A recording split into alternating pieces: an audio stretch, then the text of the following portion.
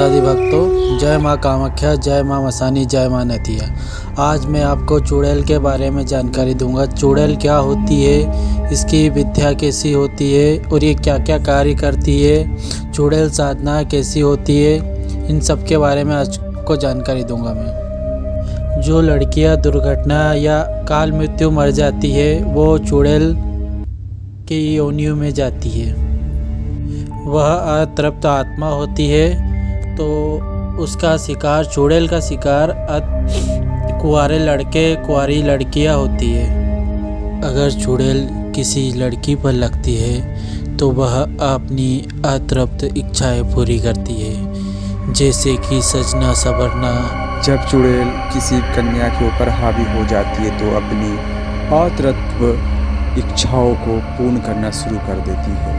यदि इसका साया किसी 14-15 साल की लड़की पे हो गया तो वो 20-22 साल की लड़की की तरह सजना संवरना शुरू कर देगी और बहुत से बदलाव होना शुरू हो जाएंगे। उसमें सबसे बड़ा बदलाव ये दिखेगा कि लड़की हमेशा ही अपने आप को श्रृंगार में रखने की सोच करेगी, हमेशा ही श्रृंगार में रहना चाहेगी। और उसका दूसरा दुष्परिणाम ये होता है कि जब लड़की सुबह सो के उठेगी तो उसके बालों की लटों की लटें बिस्तर में गिरी हुई मिलेगी। ये उसका दुष्परिणाम होता है। जब ऐसी लड़की पे किसी चुड़ैल का साया हो जाए तो वो बड़ी मुश्किल से उसे छोड़ती है। कि लड़कों के ऊपर ये अतृप्त आत्मा इसलिए हावी होती है कि अपनी इच्छाओं की पूर्ति के लिए उनके कंधों के ऊपर इसका निवास हो जाता है, कंधों के ऊपर बैठ जाती है चुड़ैलें। और ऐसा लड़का कहीं भी जाएगा, कहीं भी आएगा करेगा, वो उसी के साथ रहती हैगी। यहाँ तक कि ऐसे लड़के में भी बहुत से बदलाव देखने को मिलते हैं। कहीं कहीं पे ये देखा गया है कि अपनी अतृप्त इच्छा की पूर्ति के लिए ये चुड़ैल जो मृत आत्मा रहती है ये सजना संवरना शुरू कर देती है। मैंने बहुत से ऐसे केसों में देखा है कि वो लड़का लड़कियों की तरह सजना संवरना शुरू कर दिया। यहाँ पे माँ कामाख्या मसानी दरबार में भी एक ऐसा ही वाक़या आया था सामने कि उसकी भाभी और बहन ने यहाँ आके कहा कि ये हमारे जो लिपस्टिक है, श्रृंगार का सामान, ये अस्त व्यस्त मिलता है जब हम कहीं चली जाती हैं। तो जब माता जी ने देख के बताया कि तुम्हारे भाई के ऊपर चुड़ैल का साया है और वो बाकायदा उसी की तरह जब वो घर कोई नहीं रहता था तो वो उनके महिलाओं की तरह सजने संवरने लगता था। ऐसे ही एक केस में मैं गया था किसी के यहाँ, तो हम लोग माता जी का दरबार लगा हुआ था और अचानक से उसके आंग में वो चुड़ैल उसके शरीर में प्रवेश कर गई और बहुत भयंकर तरीके से वो बोलने लगी कि तुम मुझे निकलाना चाहते हो, तुम मुझे निकालने के लिए आए हो, मैं इसे नहीं छोड़ूंगी, मैं इससे प्रेम करती हूँ, इससे विवाह करूँगी।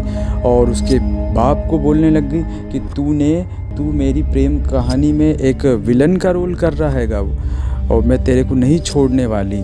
इस प्रकार से ऐसी घटनाएं वो लड़का बोल रहा था और उसके हाव भाव, वो 20-22 साल का हट्टा कट्टा लड़का था पर उसके हाव भाव पूरी तरह से एक लड़कियों की तरह हो गए थे। माता ने उसकी भी तंत्र क्रिया करके उसको हटाया। ये जब किसी पे हावी हो जाती हैं तो ऐसे लड़के को बड़ी मुश्किल से छोड़ती है।